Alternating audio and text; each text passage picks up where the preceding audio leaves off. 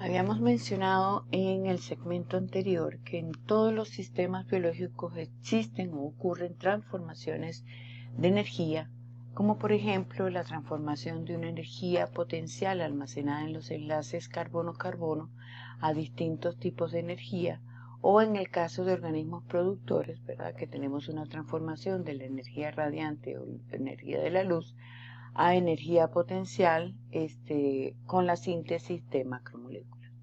Estas transferencias energéticas o estas transformaciones energéticas en los organismos vivos deben seguir las leyes de la termodinámica.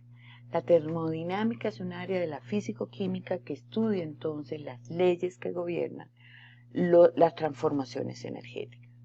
De los 4 pilares de la termodinámica, nosotros en este curso vamos a analizar 2, de los cuales están más directamente relacionados con los procesos bioquímicos. En primer lugar, la primera ley de la termodinámica dice que la energía no se puede crear ni destruir, solo puede cambiarse o transferirse de un objeto a otro.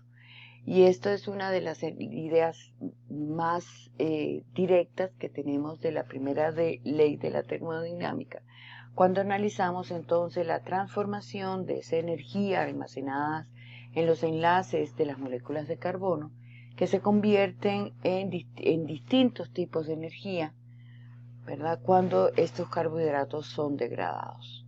Entonces, en este caso de abajo tenemos que este individuo es capaz de generar una fuerza y levantar una pesa que requiere energía mecánica, ¿verdad? Que constituye un tipo de energía mecánica. Y esa energía mecánica proviene de la transformación de la energía química almacenada en los alimentos.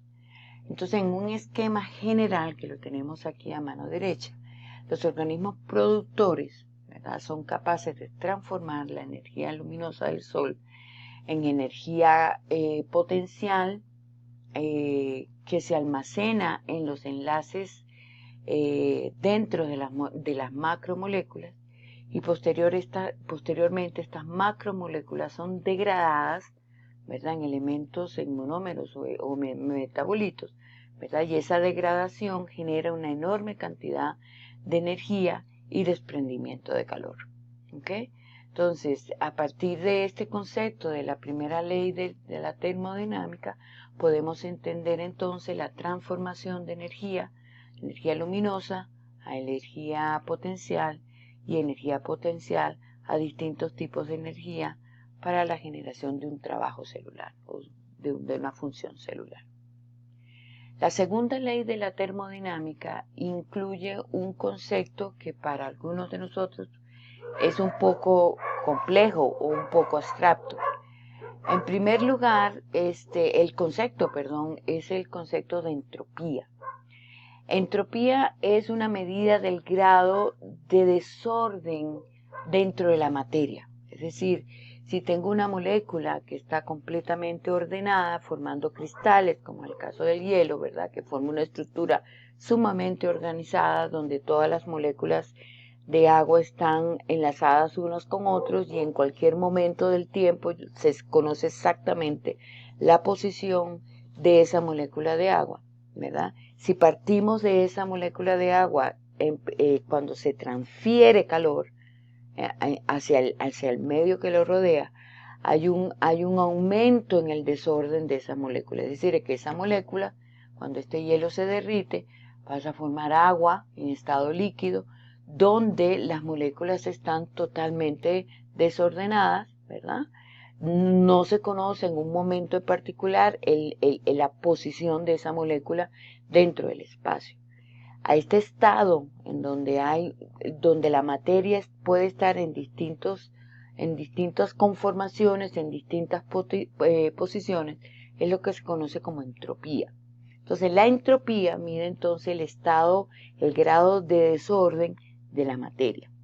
¿Ok? Entonces, no solo mide el grado de desorden de la materia, sino que entonces permite definir hacia dónde se dirigen las reacciones metabólicas. Es decir, hay una tendencia natural a que en todos los procesos biológicos, ¿verdad?, los procesos partan de un estado muy ordenado a un estado de mucha entropía. Este es un proceso espontáneo, ¿verdad?, que no requiere de agregar ningún tipo de energía adicional, sino más bien al contrario, de un estado menos desordenado a un estado ordenado, requiere de la inyección de energía adicional. El proceso hacia la máxima entropía o a la mayor entropía, más bien es un proceso espontáneo que ocurre, ¿verdad?, sin ningún tipo de gasto energético. ¿Ok? Si aplicamos este concepto a la biología, ¿verdad?, la segunda ley de la termodinámica establece que todos los procesos naturales tienden a ocurrir en una dirección tal que la entropía del sistema, en este caso el sistema biológico, una célula, o del universo o del individuo, tiende a incrementar. ¿Ok? Entonces, cada vez que se transfiere energía, cada vez que hay una transferencia de esa energía de un cuerpo al otro, hay un aumento en la entropía y de esa forma también se va a reducir la cantidad de energía libre utilizable para realizar trabajo. Y lo vamos a ver en el esquema que tenemos acá. Nuevamente, a partir de la síntesis de macromoléculas utilizando como fuente de energía la luz del sol, estas macromoléculas implican un estado de mínima entropía y requiere entonces de la participación de esta energía luminosa del sol. Cuando estas macromoléculas son degradadas en compuestos elementales, como el CO2 o el agua o otros tipos de metabolitos, en este caso hay un aumento en la entropía del sistema y este proceso ocurre de forma espontánea.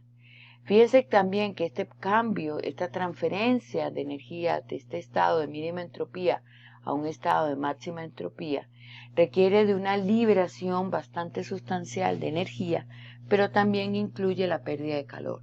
En este sentido, ¿verdad?, va a existir una menor cantidad de energía libre para la generación de calor. La gran cantidad de energía se pierde para la generación de trabajo, perdón. La gran cantidad de energía se pierde en forma de calor.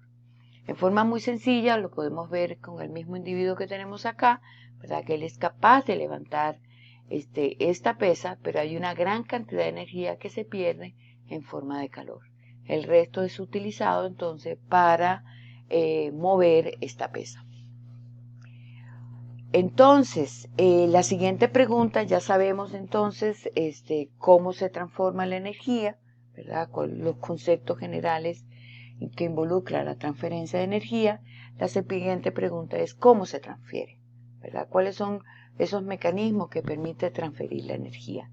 Y uno de ellos es a través de el intercambio de electrones. Aquí vamos a tener, por ejemplo, un compuesto que está en un estado reducido, ¿verdad?, donde vamos a tener electrones libres que van a ser capaces de ser donados a un compuesto que está oxidado, es decir, sin ningún tipo de electrones libres, y pasa a un estado reducido. Entonces, el compuesto A, que es capaz de donar electrones, vamos a nombrarlo como un elemento, un compuesto que está en un estado reducido, o es un agente reductor. Perdón, cuando este elemento, este compuesto, dona esos electrones, se convierte en un compuesto oxidado. Pierde electrones, y se oxida. Por el contrario, estos electrones que son donados a este elemento que está en un estado oxidado, o lo podemos llamar un agente oxidante, cuando capta estos electrones, se convierte en un compuesto reducido, es decir, que es capaz de transferir estos electrones con otro o este mismo compuesto. Cada vez que hay una donación de electrones, es decir, cada vez que un electrón es transferido a una siguiente molécula, hay una generación de energía en forma de ATP. Entonces, en estas reacciones que son denominadas reacciones redox, ¿verdad? Donde hay una transferencia de electrones, cada vez que hay un paso, ¿verdad?, de un estado energético mayor a un estado energético menor, hay una liberación de energía, y en el caso de los procesos biológicos, en forma de ATP. Entonces esto es un mecanismo bastante eficiente para la transferencia de energía, ¿verdad? Y lo vamos a ver fundamentalmente en uno de los procesos más adelante, ¿verdad? Pero son mecanismos muy comunes en los sistemas biológicos. El siguiente mecanismo para la transferencia de energía es a través de la síntesis o degradación de la molécula de ATP. Nosotros ya sabemos que esta molécula de ATP está formada por una estructura que es la ribosa, un azúcar, un grupo de adenina, ¿verdad? Y 3 moléculas de fosfato, ¿verdad? Entonces lo que se conoce como grupo fosfato, la ribosa y la adenina. Esta molécula de ATP es capaz de convertirse, degradarse en moléculas de ADP y fosfato. Y cada vez que hay este tipo de transformación, hay cambios, ¿verdad? Hay absorción o liberación de energía. Entonces, por ejemplo, si vamos desde los metabolitos iniciales, ADP y fosfato, para la formación de ATP, esto requiere energía. Fíjense que acá estamos de elementos sencillos, ¿verdad?, hacia una macromolécula de mayor tamaño, mucho más compleja, mucho más ordenada, y por lo tanto aquí tenemos un estado molecular mucho más organizado que estos elementos. Aquí estamos hablando de una menor entropía. En este caso requerimos de energía, de la inyección de energía para la formación de esta molécula de ATP. En caso contrario, cuando ocurre la hidrólisis de ATP, es decir, que esta molécula de ATP de baja entropía se convierte en ADP y fosfato en un estado de máxima entropía, hay una liberación de energía. Entonces, estos procesos donde se liberan energía se denominan reacciones exergónicas, en donde vamos a tener un estado energético mayor en los reactantes que la energía presente en los productos. Aquí se pierde energía, ¿verdad? O se utiliza en forma de ATP, o se pierde en forma de calor, ¿ok? Por el contrario, en las reacciones donde requiere la inyección de energía, son denominadas reacciones endergónicas, y en este caso tenemos una transformación de una molécula altamente energética a productos de menor energía, ¿ok? Entonces, recuerden que acá, desde elementos de menor energía hacia elementos de mayor energía, es que me confundí en este punto.